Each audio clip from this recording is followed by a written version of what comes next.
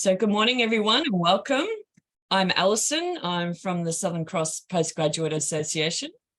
I'm very pleased to be hosting this workshop with Dr. Megan Lee on qualitative research methods. I see that we've got quite a range of students at different parts of their research, from honours, masters and PhDs, which is excellent. I've put a little link in the chat box to become a member of the Postgraduate Association. Would be really awesome. And I'm recording today, so I'll let you know when the recording goes up for those that want to go back over it. We do have a YouTube channel where we post all our recordings. So I will let everyone know that link afterwards, this afternoon probably. And also a quick mention that Megan will also be running a series of 4 workshops on statistics and SPSS. So that's coming up April the 5th. Keep an eye on your student emails from me. I'll be posting soon how to register for that. Okay, well, thanks very much, everyone. Good to see your faces. And over to you, Megan. Thank you. Thank you, Alison. And I would like to also recommend the Southern Cross Postgraduate Association becoming a member. I did that when I was doing my PhD at Southern Cross, and some negative things happened to me during my PhD with kind of my supervisors and kind of the powers that be. And Southern Cross Postgraduate Association was actually a very big help for me and support system. When it felt like the whole world was against me, I had this support. So I don't know if I would have finished if it wasn't for the SCPA. So highly recommend, because they're not attached to Southern Cross, they can be advocates for you if anything negative does happen to you. Unfortunately for me, it did. Hopefully for everyone else, that is not the case. Anyway, today we are talking about qualitative research. I am a current senior teaching fellow at Bond University on the Gold Coast. I did complete my PhD in nutritional psychiatry in June of last year after 4 years of being at Southern Cross. I have expertise from my PhD in both quantitative and qualitative research, so I was really excited to be able to do work in both arenas. So I feel like I'm a little bit of a mixed methods pragmatist, where I don't believe that you can get the same information from just doing a quantitative survey or just doing an experiment without actually going and asking the people about their experiences, their perceptions and their opinions of certain things. In honours, I did a survey, a nice little cross-sectional survey on body image in the postpartum. And I just kept thinking 2 women could have answered the same survey question, but have completely different reasons for their answer. And I kept feeling like I was missing those rich lived experiences of body image in the postpartum. So I really wanted to, after I finished my PhD, I wanted to start diving into that a little bit, and my honours students and I are now currently looking into that area in qualitative research. The qualitative research I actually did in my PhD was on food and mood. So I asked, we did 9 focus groups where we talked to over 50 people, and we asked them about their relationships and experiences with food and their mental health, and which was really exciting and interesting. Yeah. So those 2 have just been published, although the data collection happened probably 2019, maybe 2018, 2019. So the research system, particularly in qualitative research, is quite slow, but things do happen, and some really exciting things have come from the qualitative research that I've done. So let's get into it. This page will also be the last page. So if you do want to Follow me on my Twitter, on my Instagram, my Facebook. I do lots of food and mood stuff, nice bright colors, really fun. I've also got a website that's got all of my papers, my conversation articles that explain everything that I've done in my PhD in like plain English language instead of scientific jargon. I've also got my posters and my presentations from conferences, etc. So if you want to see what it looks like 1 year post PhD, go in and have a look at that. See all the things that I'm doing. Right, let's get going. So today we are going to be looking at the differences between quant and qual research methods, the importance of qualitative research. We're going to do a deep dive into focus groups, interviews, ethnography, and, as Alison just commented to me, content analysis of historical data and sometimes social media, which can be a bit fun. We'll be talking about how to collect qualitative data and the different research ethics that apply to qual rather than quant data. And I will be teaching you a little bit at the end about the most common way of analyzing qualitative data called reflexive thematic analysis. So let's get going. So let me find out a little bit about you. Now that you know a little bit about me, I'm really interested in how you, what you know about qual research, where you're coming from. Have you got experience? Do you know nothing about quali research? So let's have a little discussion about that. So hands up, who has conducted qualitative research before? Anthony? Alison? Do we know where the hands up button is? I don't even know where it is anymore on Zoom. All right, Anthony, Alison, and I. Okay. Mimi Rose a little bit. Yep. Who here has been involved in qualitative research as a participant? Alison, Sarah, Mimi Rose. Nice. Okay, cool. Who has never considered using qualitative research? I feel like I'm on the 100 at the moment. Zoe, would you like to turn your microphone on and share why?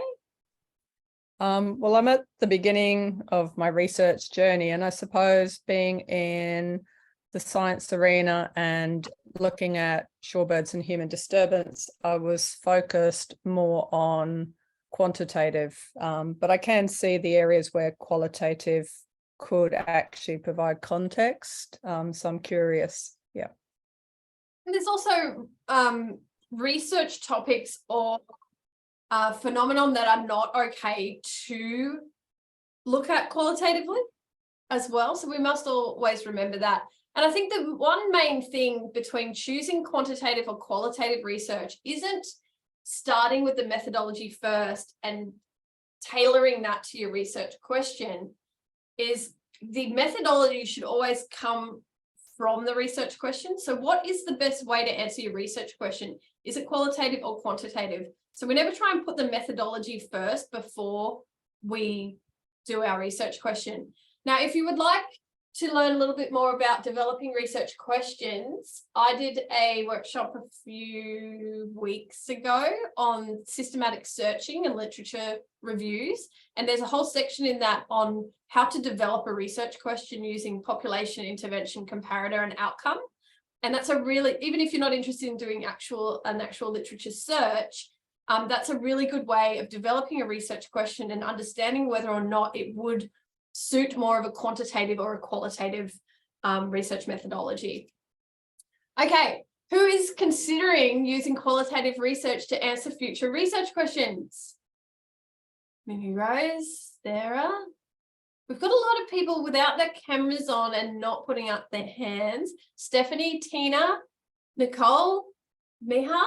Okay, so there's a lot of people coming to this workshop interested who haven't actually done qualitative research before but are interested in answering future research questions using quali methods. Excellent. Who would like to share what promoted you to come to this workshop today? Hands up if you would like to share.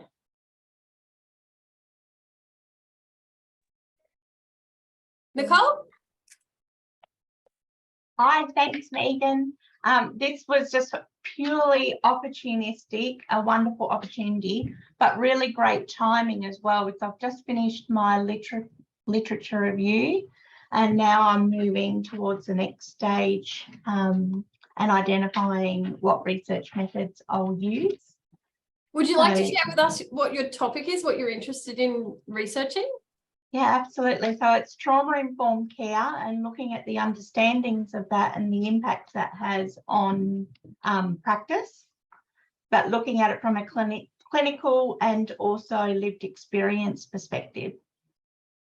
That tells me that a qualitative research question would be very helpful. So anytime you hear the words lived experience, opinions, perceptions, experiences, they're all qualitative research questions or words that we use. Anthony, do you want to share? Yeah, so my background is mental health nursing, so my PhD is around consumer experiences as well. So qualitative lends itself to that methodology, that research question, because that's, I want to explore the experiences of a particular model of care within inpatient mental health units. So that's where I'm at. I'm ready to go. I'm starting data collection in the next couple of weeks, actually, but motivation to come to this course was I always look for opportunities to learn about the methodology, because I think that's kind of a bit of a weakness for me. I just do it because I know it's the way to do it, but I don't necessarily understand the differences of the methods within qualitative particularly.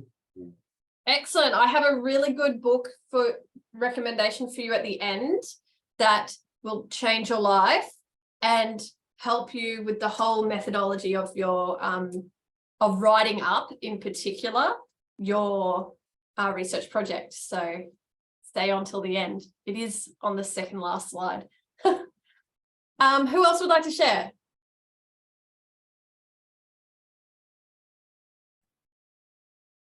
I'll share. Mimi Rose.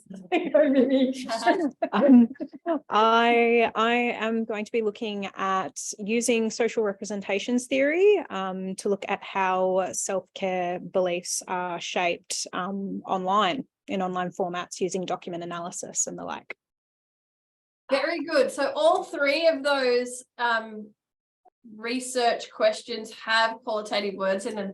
Anthony with his experiences, Mimi Rose looking at content analysis and discourse analysis in a way. So we will see as we go along how these all link all together. Excellent. All right, well, let's get going then. I'm going to put you all back on this screen so I stop looking up to the side and looking sneaky. Quantitative versus qualitative research. So I'm going to go through these slides a little bit quicker because I don't want to be telling you how to suck eggs, because it's all pretty simple stuff, but it's the foundations of qual research. So quantitative research uses data with numbers, examining and interpreting relationships, using correlations, associations, using regressions, causality, using RCT or laboratory interventions, and differences between groups using things like ANOVAs and t-tests. Qualitative research, on the other hand, is data containing words. We use qualitative research to explore, observe, and interpret individuals' lived experiences.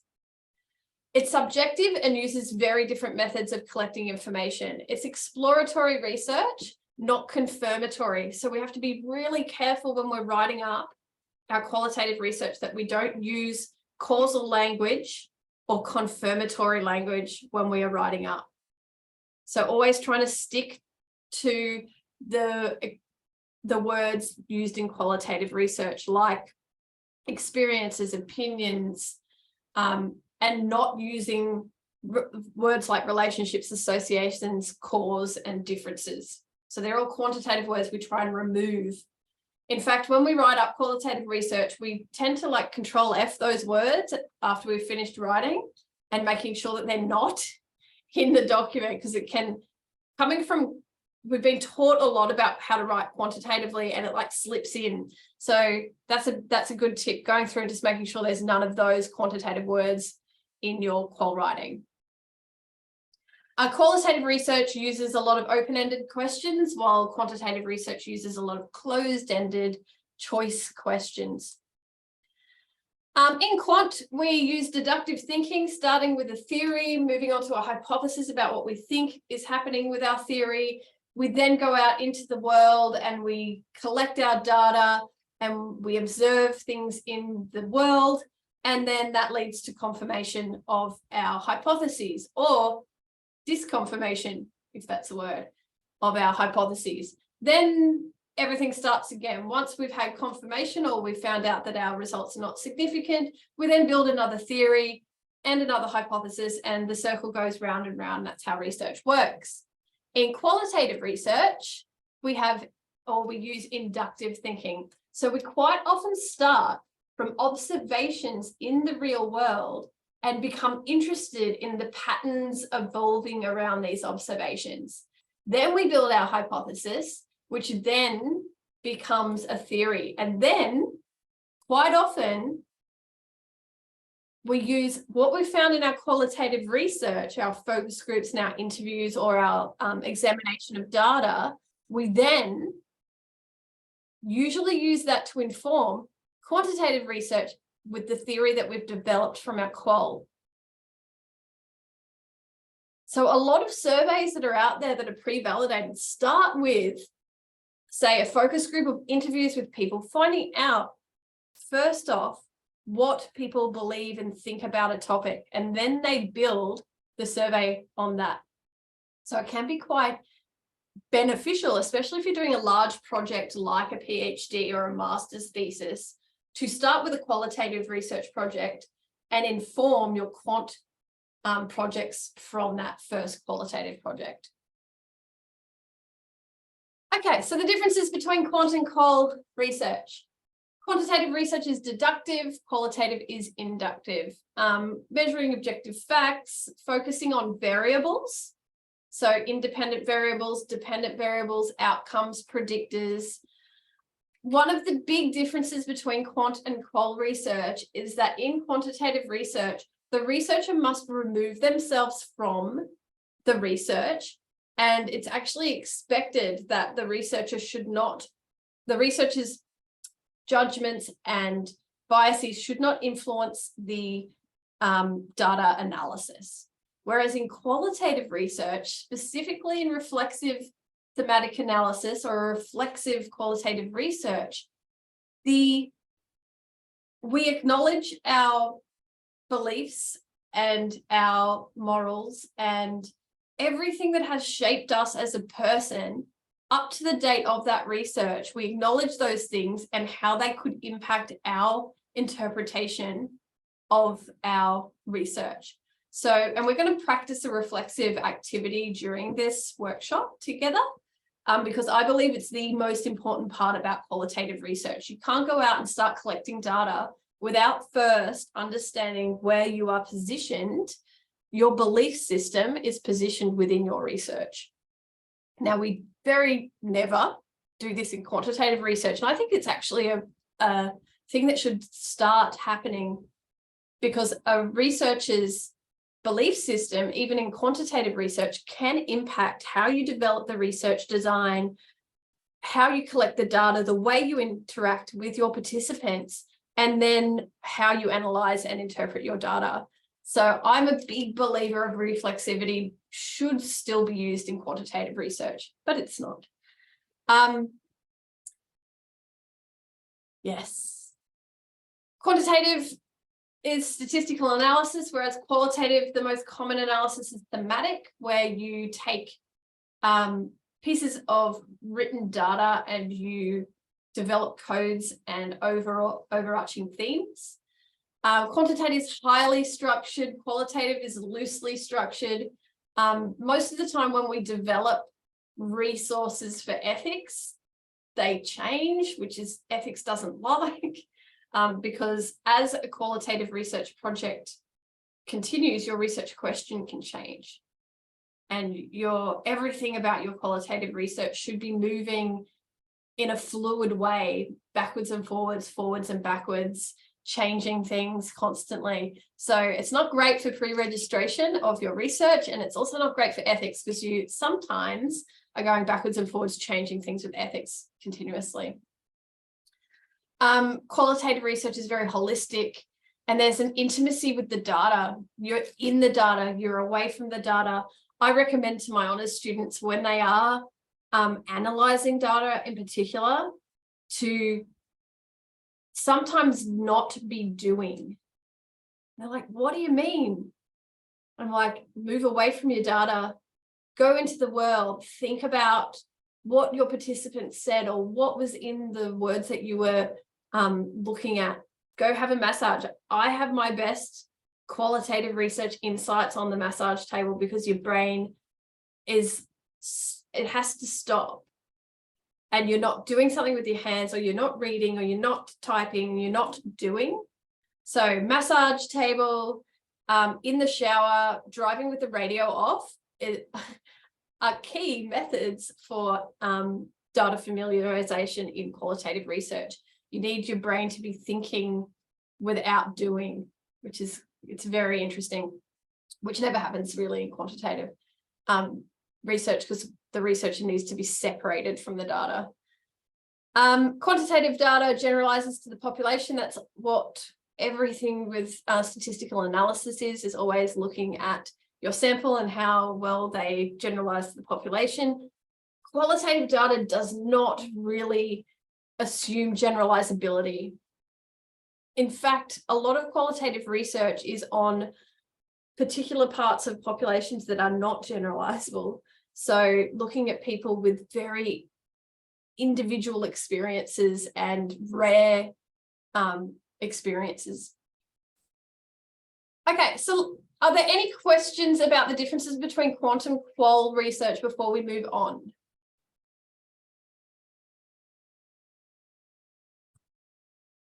I might see if I can get that chat box down. I cannot see that. Okay. I've got a question. Yes. Megan. Hi, Nicola. Hi, how are you? Sorry I'm late. I was fumbling around there. Yeah, I'm doing an autoethnography, but I would like to include some quantitative data, and I'm having trouble convincing my supervisor that that's appropriate. Well, that is very interesting. An autoethnography, for those who are not aware, is a type of research project where you go into ethnography first is a type of research where you go into the world and you observe things that are happening in the real world. Quite often, ethnographers will take the time to become part of their population, which can take years. Say like you were doing a research project on the way that people in bikie gangs do things, you would become a member of the bikie gang for years before you start your research.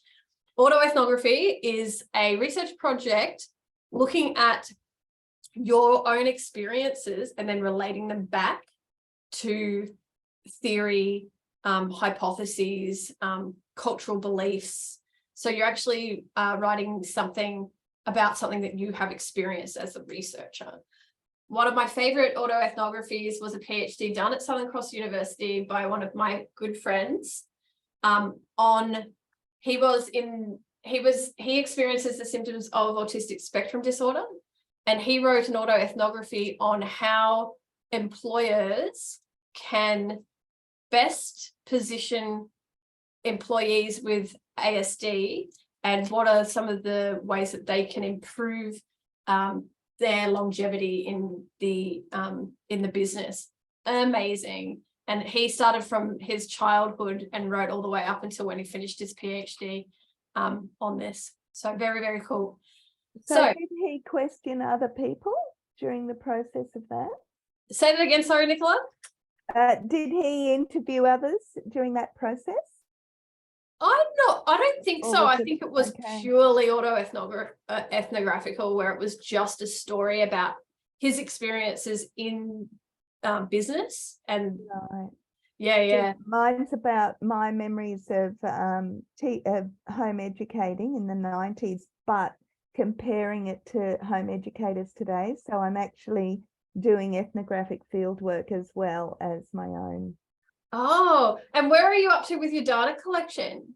Well, I'm just seeking ethics approval now, and I'm really keen to start the whole thing with a survey, just so I can reach as many people as I can. And I don't have to get ethical clearance for that because it's all anonymous. Oh, I should give you the contact details. I'll ask my friend who she's doing her PhD at Southern Cross. She's at the kind of end. She's a home educator. Ah, She's doing her PhD on aware parenting. okay. Yeah, so she might be a very good person to contact. Thank you. Okay, I'll shut up now. No, that's okay. What was your original question? Oh, just how I can justify using both. I'm a both and person, you know. I really get turned off by either orness. So I think if there's a possibility of using, and if number can be useful in a qualitative I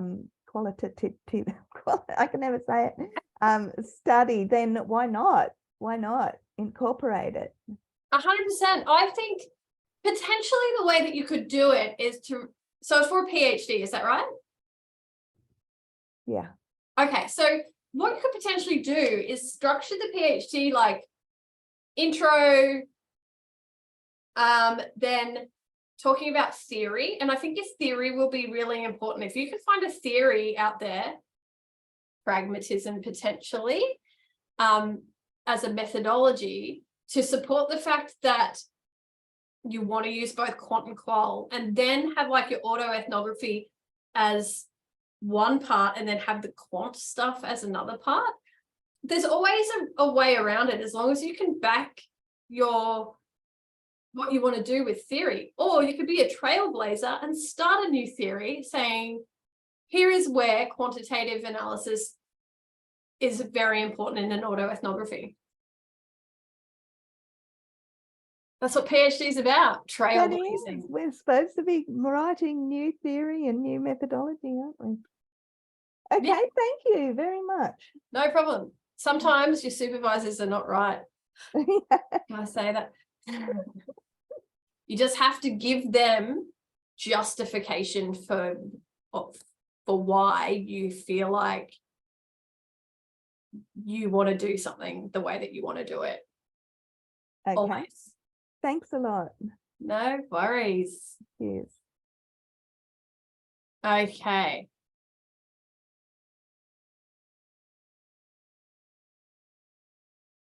All right, so the strengths of qual research. So we can explore in-depth feelings, motivations, opinions, experiences, perceptions, understanding, and meaning. Now, these are all your quali words. So you want to be using these in your writing rather than relationships, associations, impacts. None of that, none of those quant words. All these in-depth motivations, opinions, experiences, perceptions, those are your words. Qualitative research provides insights into real life situations that you're unable to measure in a lab or using a survey. Like I explained before about my honours year survey, how I felt I was missing that key information. I wanted to get mums all together, have cake, have coffee, have the kids roaming around, have the kids climbing up and down on the mums, and then just talking and having a really good conversation about body image, diet, and eating patterns. And I felt I'm going to get much more out of a methodology like that than just asking 20 questions on a survey about their body image. Qualitative research complements quant analysis. There's been a really big belief in research that you're either a quali or a quant researcher, and the two shall never meet. Go to a party with qualitative and quantitative researchers, they're on the opposite sides of the room. It should never be that way. Quant and qual can complement each other. I really believe that if you're doing surveys, pop an open-ended question underneath each of your quantitative Likert scales, and that will give you so much more information about why a participant answered in a certain way. Although that's a little bit more time intensive for the participant, you've got to weigh that up. Weaknesses of quality research. Generalizability. Now, this is a big one. We actually don't consider this a weakness in qualitative research. Don't ever put it in your limitations section. You'll be pulled up by any qualitative researcher, because we're not trying to generalize the information that we're getting from these small samples to the general population. In fact, we're assuming that they are very individual experiences, and every person is an individual with very individual experiences. So we never assume generalizability. But in saying that, we can't do a focus group of 5 or 6 Australian women about body image and directly compare that to a longitudinal study of 50,000 Australian women on body image. We just can't. They're not comparable. Qualitative research weakness is the volume of data. It often takes a lot longer to collect data. It often takes a lot longer to analyze data. I always try and get my honours students to have their focus groups and interviews done 5 or 6 weeks before the quantitative students have theirs done, because that familiarization and that data analysis, where you're digging deep into the data and then moving away from the data, is a very long process. And if it's done quickly, it's probably not done enough. Not right, but enough. And we are limited by project timelines. Like, our honours students have only got a certain amount of time. In a PhD, you've only got a certain amount of time. Publication, you've only got a certain amount of time. So it's really, and when I share the resource later for the analysis, they will go into that in a little bit more detail about how long should each step take, how long is a piece of string. One of the hardest things about qualitative research, especially if you've been trained in quant or you've done any form of university degree, especially in psychology, because it's hammered into you, is unlearning quantitative habits and terminologies. So removing that quantitative language and doing quantitative things. It's super time consuming. Transcribing, say you've got, you've done 10 interviews with people. The interviews take 60 to 90 minutes. You then have to transcribe those interviews from audio into a Word document. That can take hours and hours. So sometimes thinking about whether a focus group would be better than interviews, and that will all depend, and we'll get to that in a second, about when you would choose which type of methodology. And there's a complexity in the analyses. A lot of people assume that doing qualitative research is easier than quant because they don't have to do the statistics. It can be, yeah, a lot more tricky and a lot more complex if you don't have the right systems in place. But as I said, I'll give you that resource that's going to change your life at the end. Any questions about the strengths and weaknesses of qualitative research before we move on? Pop your hand up. Yes, Anthony. So just the idea of a mixed method and whether that in itself is a design in its own right, because I've tried to do mixed methods just because I thought, oh, I've got my foot in both camps and that's kind of a better approach and more rounded. But I've been told that like a mixed method approach is not just if you're doing qualitative and quantitative together, they're actually, it's the more integration of those two approaches, which makes a different approach and makes it purely mixed methods. So you can't call it mixed methods unless you're doing it according to that method or something like that. Yeah, 100%. So there are 4 or 5 different ways of doing mixed methods. I did a mixed methods PhD, and it was each of the stages of the quant and the qual were done separately and were analyzed separately and then interpreted together at the end. But there are ways where other mixed methods ways of doing the data collection for the quant and the qual at the same time, interpreting at the same time, analyzing at the same time, and so they don't inform each other. So the short answer to that question is there are books on mixed methods research that explain the different types, and it's very important that you don't just go and do your data collection and analyze before you understand those different types of mixed methods research and understanding which camp you're in, especially if you're doing a PhD, because you will have to write a whole methodology chapter on why you chose that particular mixed methods theoretical framework. Nicola, did you have another question? No? Cool. All right. Any more questions before we move on? I do realize I go very quick. All right. So now we're going to talk about the different types of qualitative research. I'm going to fly through this because this is not as important as the different methodologies, why we choose the different methodologies, and the actual collection of data and analysis of data. So this is kind of like what you build your framework on, and exactly what Anthony was just saying about mixed methods research.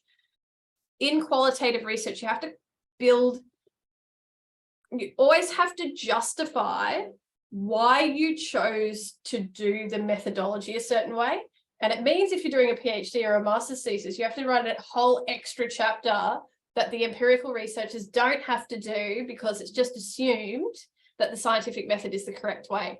But any type of qualitative or mixed methods research, you do have to justify why you chose that over quantitative data. Will it always be that way? Hopefully not. So you're going to have to understand the theory and the different types of qualitative methods. So interpretive quali methods explore how people make meaning of a situation or an event. So that sounds very much like Anthony's research might be interpretive. You collect data from interviews or focus groups, or observing people in the natural environment, or from content analysis of things like historical documents, newspapers, social media posts. We have a lot of data that we have access to now because people will just put their opinions on the internet, and there are ethically no reason why we can't access those, because it's all in the public domain. Now, this is really cool and interesting, and I'll get to it in a little bit later when we talk about the methods. But what we're finding is that when you do an interview or a focus group, it's kind of, people have social desirability bias. They want you to see the best side of themselves. So sometimes you won't get the full, real opinions or perceptions of people, whereas people lay bare their stuff on the internet. So you're getting kind of the real opinions of people on there, and they can be quite nasty sometimes. But you're not going to get that if you interview someone. Or if you've got a focus group of like 8 people talking about someone. People will keep things hidden because they don't think it's socially acceptable to say certain things. And that all comes down to societal norms. Whereas for some reason, when people are anonymous online, they say whatever they mean and whatever they want. So that is sometimes a really good way of researching sensitive topics like abortion, drug use, gender and queer theory stuff, what people believe about transgender, LGBTIQ people, stuff like that. The internet is the place to go. The outcome of interpretive research is rich descriptive accounts that make reference to the literature and the theory, like we spoke about. So building on that theoretical framework. So can someone provide an example of a research question that could be answered using this type of qualitative research?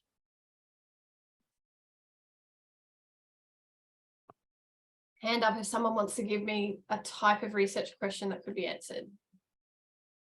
Anthony. Well, you told me that my research question was interpretive, so I suppose mine would fit this one. My research question is to explore the consumer's experience of care that's provided within a particular model of care. I mean, it's a bit more smoother than that, but that's essentially what it is. It's following the experiences of. It sounds very much like that. Now, we don't want to get confused between interpretive and phenomenological, gotta say it slow, research, because they are a little bit different, but similar. So phenomenological research is all about exploring lived experiences of participants' lives, events, or a phenomenon. Rather than back here with interpretive, it was more along the lines of a situation or event or something that is happening at that time. Phenomenological is all about participants' very lived experience kind of across their whole life.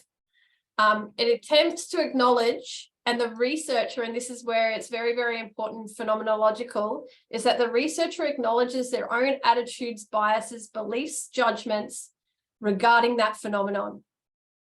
So Anthony, you might even fall closely into this one because you might have experiences as a mental health nurse that shapes how you feel and think about your research question and the participants that you will be.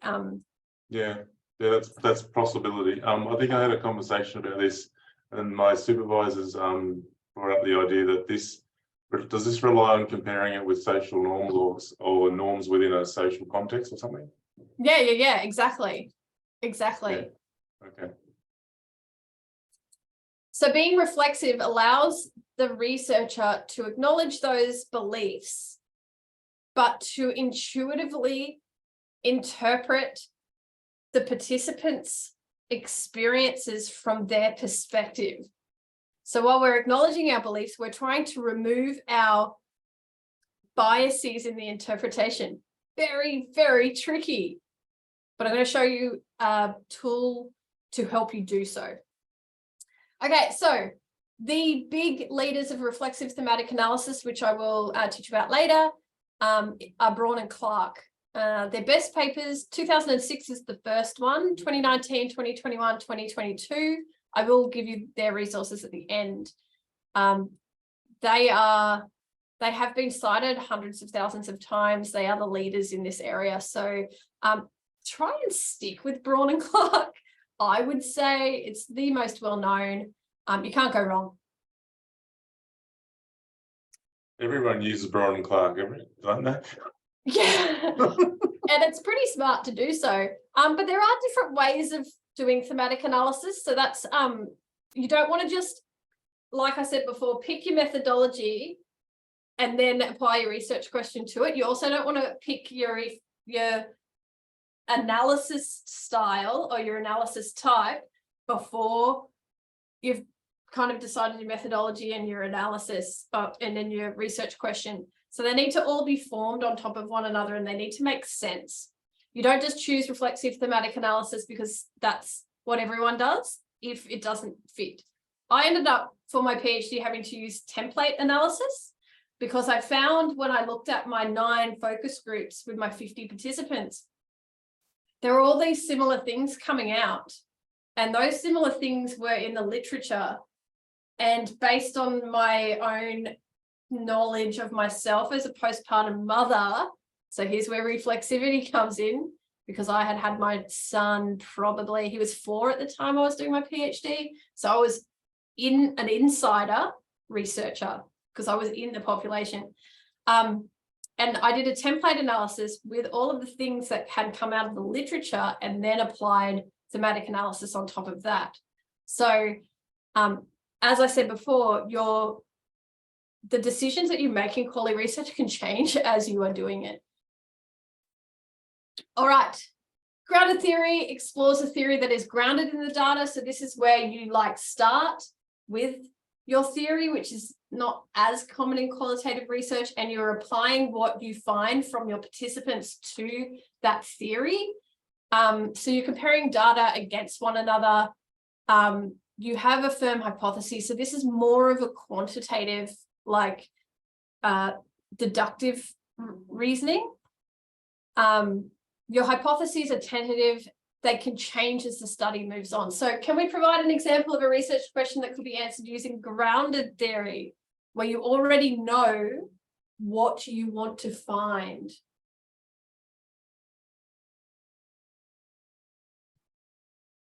Hands up if you've got one. Yes, Stephanie.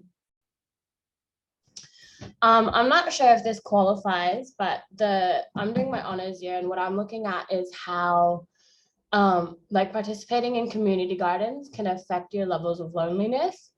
But there's already quantitative research that shows it does lower the levels of loneliness. Yeah. So I want to find more like why, and like what the reasoning is behind that. Like, is it because of community or activity levels that's doing it? Would that kind of be grounded theory? So that's very close. Grounded theory would be if you already knew from the quant data what those categories were, and then you applied like what you found from the participants to those categories to kind of confirm, again, confirmatory language, confirm what you believed in the beginning. So it's kind of flipping it, putting the quant first rather than the qual. I haven't seen too much of this because people are just really enjoying exploratory stuff. Case studies, which is less a methodology, less a method and more a methodology of analyzing one person, one unit or one phenomenon, and then focusing on just that one person. Case studies are commonly analyzed in groups. So you'd like look at one individual who has a very specific thing that hasn't happened in the real world, and then you look at another individual who has a very specific thing. And then you group them together and try and build a pattern. A really good example of this, anyone who's done psychology will have heard of Phineas Gage, who was a long time ago working on the railroads, and a steel rod shot through his head, through his prefrontal cortex. He didn't die, he was still alive.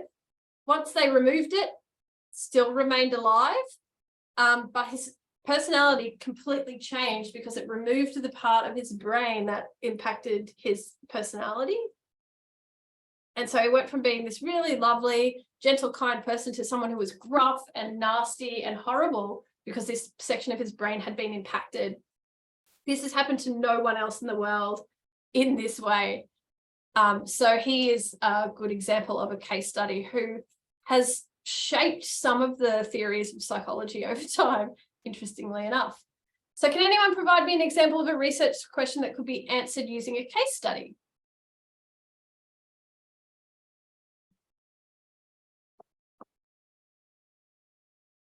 I don't know, I think maybe Nicola might be a case study in herself in her autoethnography. Yeah, I was just thinking that I couldn't relate to all of these. This is the problem with living in the middle of a Mobius strip. Do you know what the best thing about qualitative research is, though? There are no rules. So you choose what you choose and you feel fits the best, and then you just justify that. There is no right or wrong answer in qualitative research. There is no system to follow. It's very fluid, it's very flexible, and it's really up to the researcher. I love David Bright's thesis. Are you familiar with that? No, tell me about this. It won heaps of prizes, but I'll put it in the chat. Yes, please. Yeah. And in 2015, and it is just so out there.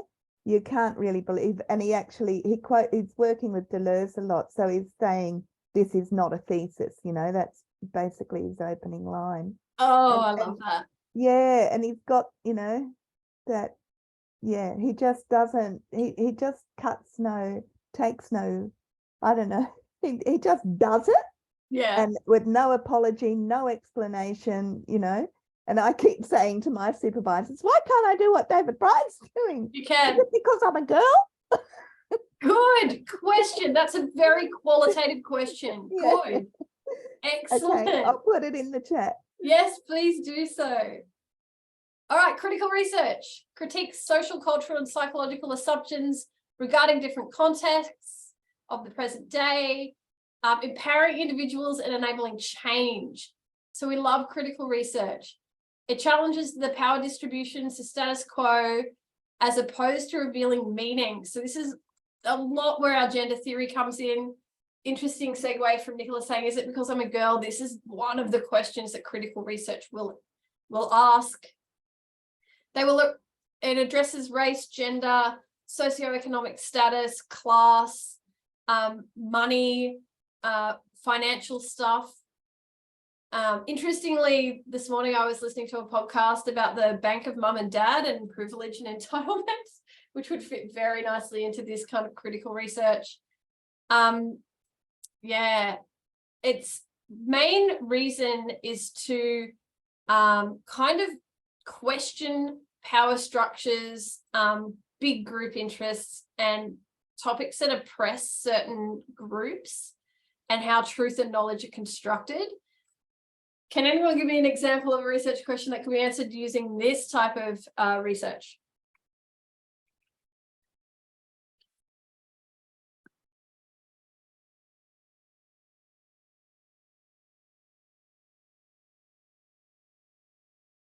It's a more tricky one, isn't it?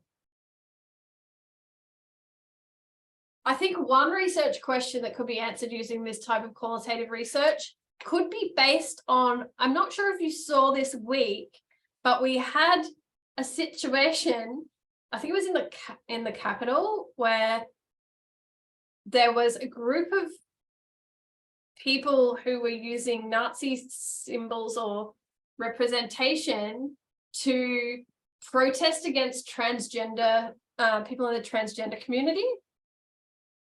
I think that something like that could be very well answered using critical research. Like, why are there still people out there who are, and how did they even connect Nazi like things to the transgender community? Well, how are they even connected? Sarah? Could it include the power balance between GPs and their patients, maybe? Yeah. So is there a power imbalance? Yeah. Talk to me about that.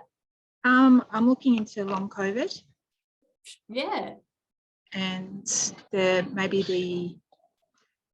not much research on it, but maybe the positioning between the GP and the doctor. I mean, between the health professional and a patient in relation to their long COVID symptoms. That's very interesting. That could also be an interesting one to talk about with psychologists and their patients, to be honest. Yeah. Like, what is shared in that type of room when there is such a power imbalance. Very good. Postmodern research challenges the form and categories of traditional qualitative analysis, involves questioning certainties and assumptions in the world, including the nature of truth, and the ability of research and science to discover this truth. So this is a qualitative research method that's kind of questioning qualitative research methods, which is kind of interesting. So the three crises that postmodern research asks is, can the experience of another be captured, or is it created by the researcher? Something you want to really be thinking about in your reflexivity. How much of the experience is the actual participant's experience or your interpretation of what you believe they are experiencing? Can any study be viewed as valid if traditional methods are flawed? Let's talk about, even in quant research, the P.05 rule basically states, yeah, we're happy with being wrong 5% of the time. Is it possible to institute any real change with our research? Is all this research that we are doing for nothing? Postmodern research, very interesting. All right, so let's move on to reflexivity. I'm going to give you a task to do, and I'm going to give you a break at the same time. So we might do like a 10 minutes for your reflexivity task and your break, and you can be going and getting a drink and doing your things and thinking about your reflexivity task, and then come back and write down and jot some notes down for me, and then we'll have a chat. This is I believe this is the most important part of any qualitative research and should be one of the first things that you do before you even look at developing your research. Well, maybe right after developing your research question. So reflexivity. Qualitative research is practical, logical, and critical of itself. Researchers constantly should ask, am I accurately depicting the social world given the ways I'm collecting and analyzing my data? Good qualitative research is often more rigorous and difficult than quantitative research. I'd like to have an argument or a debate with a quant researcher about that. So reflexivity in itself involves the researcher reflecting on how they are positioned in relation to the research and their participants. A reflexive journal should be kept from the beginning to the very end of your project at all times, and you should be constantly writing your ideas into your reflexive journal. Lots of students in particular don't think that this step is important, and it becomes very important later on and can be reflected on when you write your discussion, particularly in a PhD when your discussion is 4 years after you started. Looking back on your reflexive journal over time can really help you position where you were at the beginning and how you have changed when you start writing up. So in reflexivity journals, we note at the beginning who we are gender-wise, how that would impact our belief systems and our research and the way that we integrate with our participants or we interact with them, what our social privilege is, so really acknowledging that, where you came from, how you grew up, what your social privilege is, what is your sexuality, how that impacts your research, whether your culture and your race, where you were born, your age, immigration, beliefs about gender and queer theory. What do you believe about these things? What do you believe about abortion? What do you believe about feminism? Even if your topic is not about these key things, it's still important at the beginning of every qualitative research project to acknowledge your belief systems. What do you believe about white male privilege? What do you believe about Indigenous and disability rights? What's your political leaning? What do you believe about euthanasia, and what do you believe about the sex industry? Now, these may seem like really strange things to be thinking about if you're doing a research project on food and mood. But all these things are how you have become who you are before you begin your research project, and they're very, very important. So I'm going to give you 10 minutes. We'll come back at 9:40 or 10:40, depending on what state you're in. I want you to think about how you are positioned in relation to your research. All of those things that we just talked about, and I've put them on this slide as well. I want you to reflect on those. I'm not going to make you discuss them with everybody. This is all for your own knowledge. A reflexive journal should never be forced to be shown to anybody.